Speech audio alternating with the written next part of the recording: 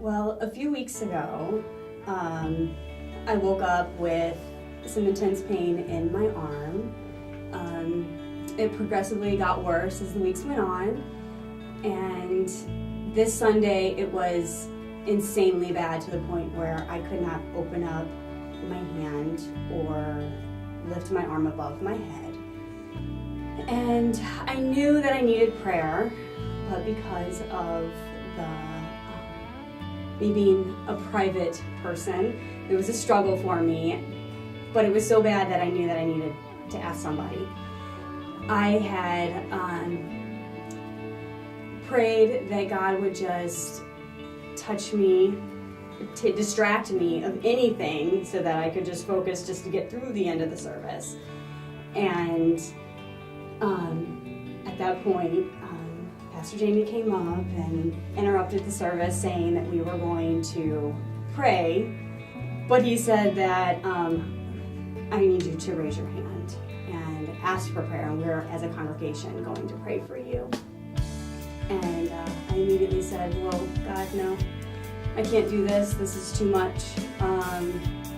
We weren't even sitting together as a family, and I'm like, people are going to think that my marriage is in trouble, that I was dying, that I was turning away from my faith, anything. And as those words were going through my head, he was literally saying the same thing. And the kicker of it is he said that if you can't raise your hand, have your neighbor do it for you. And before that phrase, literally he was finished saying that, my hand was up and I knew that it was God. And I just remember praying, God, I just need more of you. I just need, seeking him. Whatever you want to do, but, obviously we love healing. But just focusing on him. And by the end of the prayer, I could open up my hand. Halfway through service, the pain in my shoulder was gone, or my elbow was gone.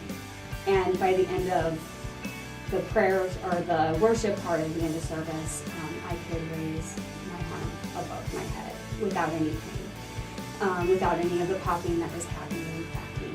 And so it was pretty cool, and I kind of sat on it for a little bit and told my family, and God told me the next day that I needed to call Jamie and tell him. And I was like, God, can't I send him a text? Can't I send him an email? Can't I do something?